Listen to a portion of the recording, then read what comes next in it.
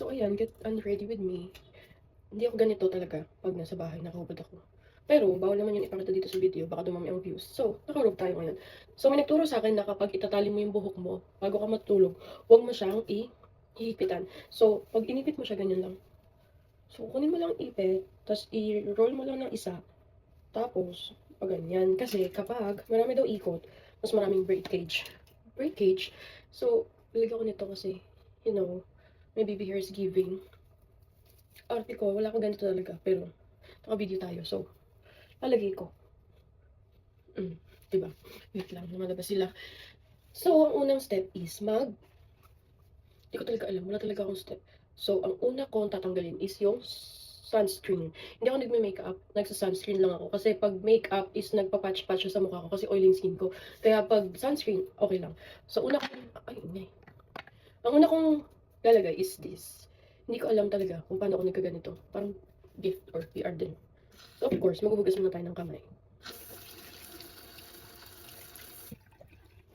And also, ang secret ko sa mukha ko, hindi ako nagpupunas ng towel sa mukha. Tissue lang kasi madumi yung towel. Kahit sabihin mong bagong laba, madumi yun.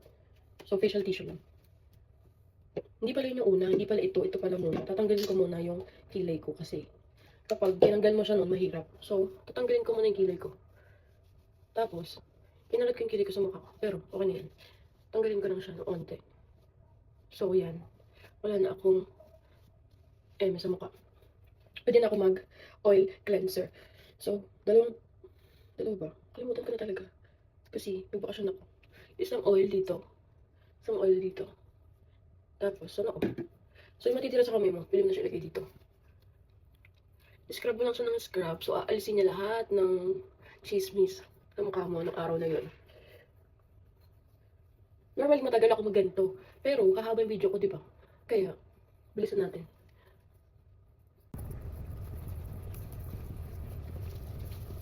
Yan. Pag nakita mo yung mukha mo na nawala na yung mga blush on, yung mga lip tint, yung mga kilay, pwede na yan. Babanlawan mo siya. Pero ang maganda dito, pag binanlawan mo siya, para siyang gatas. Ay, wala pa. Wait lang. Pag binasa ko siya, makikita yung puti. Para siyang gatas. Kaya, ayun. Ganda niya.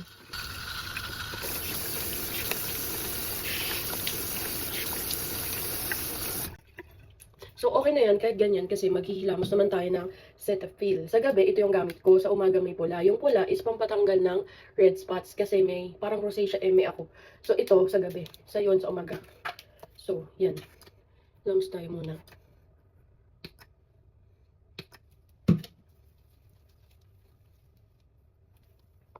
Ito kahit hindi na matagal kasi nalinis na naman ng oil. Kaya lagi natin ito kasi yung oily face. Then, ano ulit.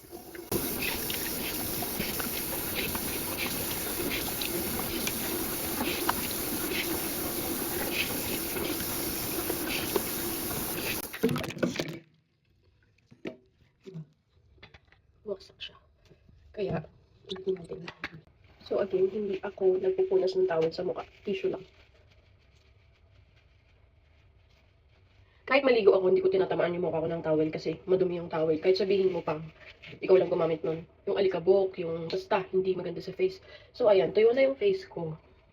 Normally, pag weekend, ginagamit ko to. Scrub. So matatanggal na lahat ng chismis na nangyari ng isang linggo. Pero ngayon is Friday. So, hindi ko muna siya gagawin. Dumudulas ang phone ko. Ano ba yan? Tapos, kapag nandito si Dave Exena, yan, nilalagay kami ng nose mask para sa mga blackheads na hindi naman natatanggal. Ewan ko ba, Medicube. So, tapos na tayo sa oil cleanser ng Tokoboko. Ano ba to? Diba? Hindi na naghilamos kasi matagal na. Charis. So, ang susunod is, kapag normal days or everyday, ang ginagamit ko is ito. Hindi naman talaga matagal na. Ngayon ko lang pa nagamit to kasi galing to ng Pinas. Nakita ko lang to sa vlog sa Shopee. So, binili ko. Hindi dahil sa liquid ko, hindi dahil dito. Yung LED. Meron din akong Medicube na LED pero medyo mahal siya. Kaya, keepsake muna siya. And ito ang secret talaga para kuminis tayo ang Dr. Althea. Hindi ko siya recommended sa Pinas kasi malagkit siya. Pero, pwede na siguro kung naka-aircon ka. So, ngayon, try natin to. Be Calm Cica-Lacto Exosome 45 Sleeping Mask. So, ganito siya. May refill siya. Pwede mo siyang bilhin sa Shopee, pero wala akong yellow basket. Okay?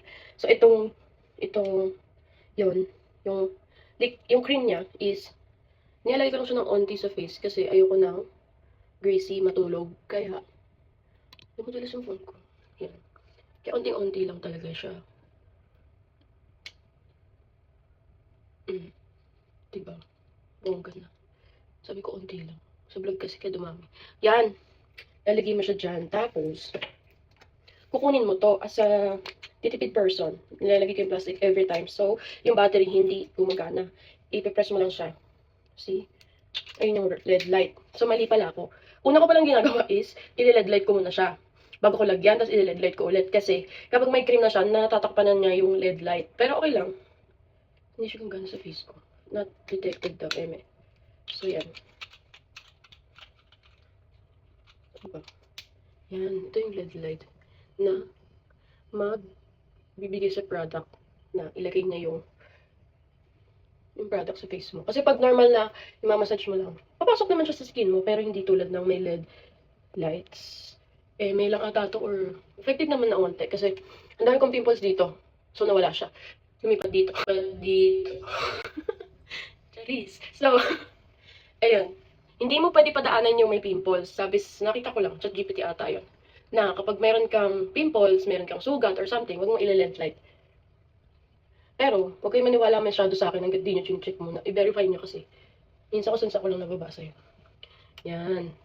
So, nang nakalat na, ang gagawin ko is, lahat dapat ng space ng face ko is madaanan ng LED light. Again, except yung may pimple. Di ko siya pinapadaanan. Hindi mo kailangan gawin to na matagal kasi hindi rin siya maganda. Kapag matagal. Ay, nadaanan. Charis. So, yan. Sa noo. So, normally, pinapatuyo ko muna siya siguro mga 2 minutes, 3 minutes, ganyan. Kaso hahaba yung video. Kaya, ang gagawin natin is, pupunasan ko yung device ng onte. And then, mag-Dr. Aldea tayo.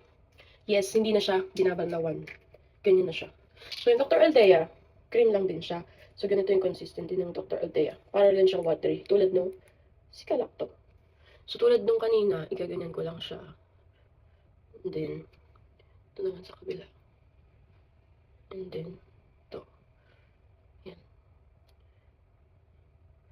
So, again, hindi ko pinapadaanan yung pimples ko. Or, yung pimple, isa lang siya. Namalaki. Tapos nun, papadaanan ko ulit siya ng LED. Pero, mabilis na lang to kasi puro LED tayo. Okay? Ganyan. Nakita niyo yung face ko, hindi siya magaspang. Ganyan talaga siya. Nagre-red siya kapag naiinitan ng tubig or naghihilamos ako. That's why, sa umaga, ginagamit ko yung Cetaphil na anti-redness para mawala. Pero sa gabi, carry lang. Yan. Dapat hindi din madiin yung pagkakalagay nyo ng LED. Yung normal lang, yung tap-tap lang, ganyan. Yan. So, after nito, lilinisin ko na yung LED. Normally, wina-wipes ko yan, water wipes, kaso nasa kwarto. Dahil doon talaga ako nagsa-skincare. Tapos, ang gagamitin ko is, hindi ito. Meron pa akong isang cream na para acelaic acid. Para mawala yung dark spots. Ganito rin yung itsura niya, pero mali. So, wait lang. Ayun. So, after this, ang nilalagay ko is yung adapalene clindamycin. Meron ako sticker dito kasi makakalimutin ako. For evening siya. Kasi meron akong for morning, azelaic acid. So, dito siya para sa dark spots. Ang gagawin ko is, dyan lang. Hindi ko siya ililipat sa ibang area. Yung part lang na gusto kong pumuti or mawalan ng spot. So, kapag yung pimples ko is buhay siya or bago pa, nilalagyan ko siya ng pimple patch para yung gamot na stay lang and hindi ko rin siya makamot. Kasi minsan yung pimples makate.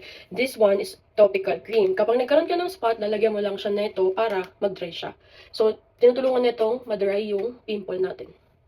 So, dahil nasa kwarto ako lagi nag-skincare, ang gamit ko is alcohol after skincare. Itong alcohol na to is from the Philippines. And ang cute niya, tamo may flavor.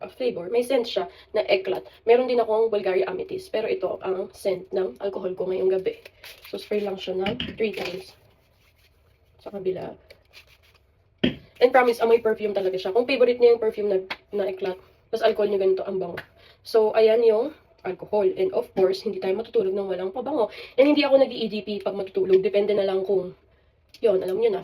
So, ito, ang gamit ko. Since, bata pa, ganun. Binibili lang ni mama sa SM. This is from Senses Honeydew Melon. Ang may melon talaga siya, promise. Kaya, ganyan. Hindi ako nag-spray sa katawan kasi ayoko nang nangangamoy yung damit ko. Gusto ko katawan lang. So, ito, mabango siya, promise. So, ayun lang. Ay, mabango siya, promise. So, ayun lang. Ano ba? Paano ba mag-outro? Kasi, ano eh. Bye!